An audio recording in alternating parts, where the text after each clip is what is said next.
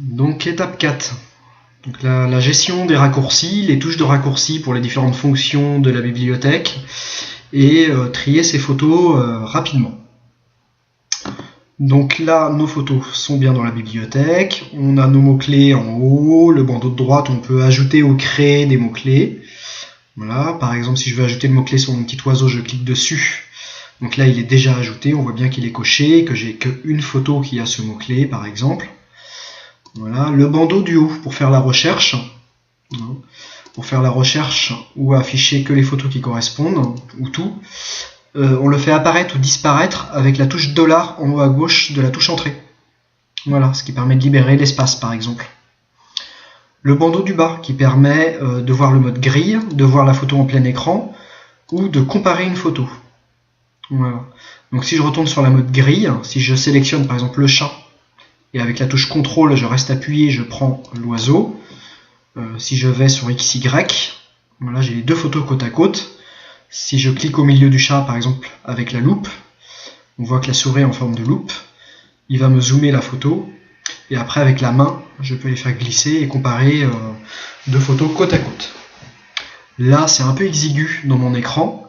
Si je veux libérer les bandeaux de droite et gauche, vous avez dans le bandeau là, qui est là, voilà, si je clique, voilà, ça dégage le bandeau de gauche. Même chose à droite. Même chose en haut et même chose en bas. Et le bandeau qui est là, qui permet d'avoir la touche de zoom, la touche pour revenir sur le mode grille ou les différents modes de comparaison. On peut passer la photo de droite à gauche et de gauche à droite et de haut en bas.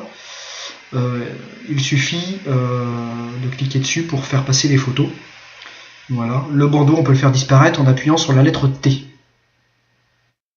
Voilà. Si je rappuie sur la lettre T, que je retourne en bas, je fais réapparaître mon bandeau.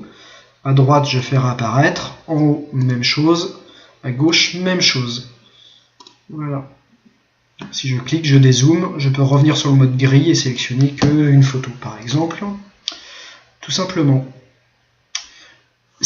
Plutôt que d'aller cliquer à droite, en haut, en bas, et ainsi de suite sur les bandeaux pour les camoufler comme ceci, il suffit tout simplement d'appuyer sur la touche tabulation. La touche tabulation, c'est la grosse touche flèche gauche, flèche droite qui se trouve à gauche de la lettre A, en général sur les claviers.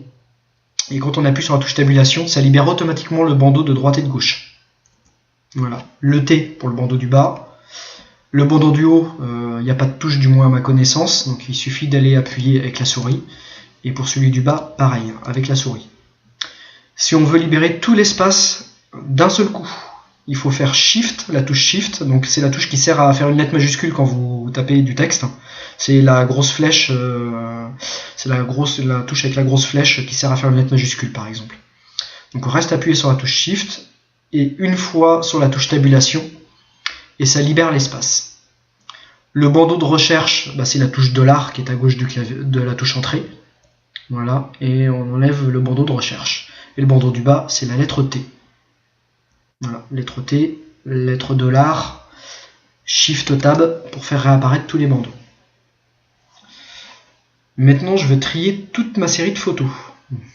Je veux savoir lesquelles en vidant ma carte méritent d'être supprimées ou pas.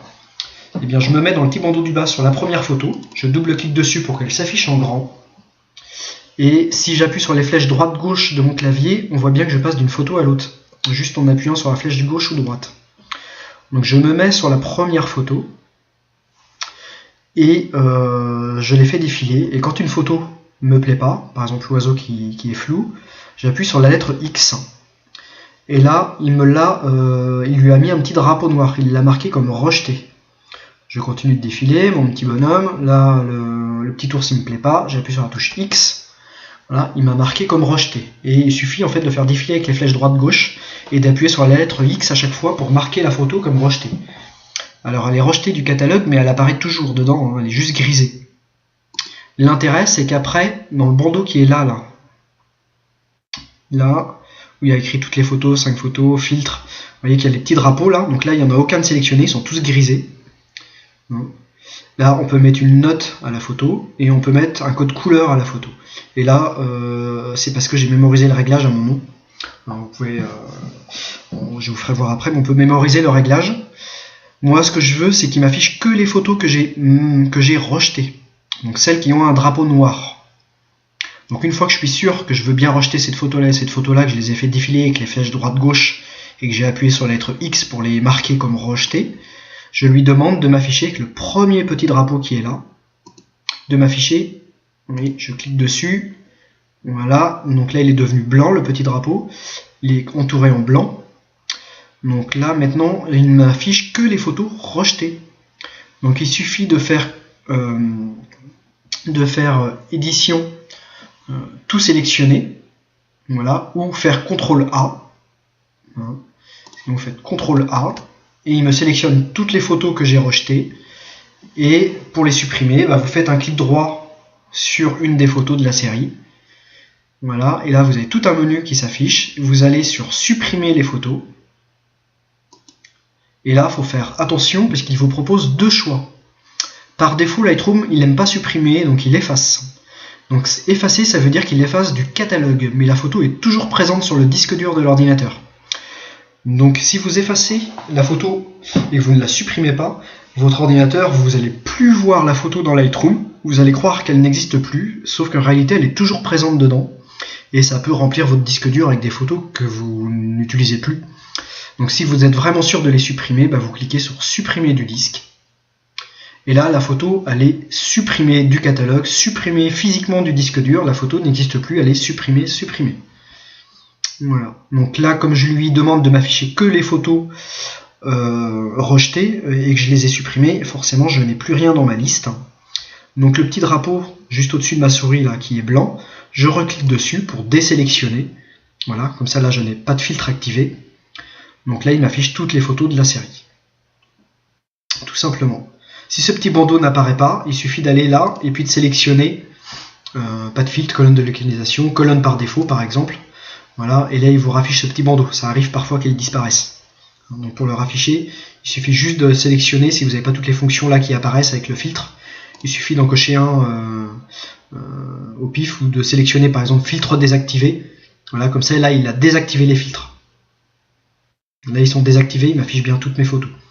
Il suffit de le cocher là. Tout simplement. Voilà pour cette quatrième étape.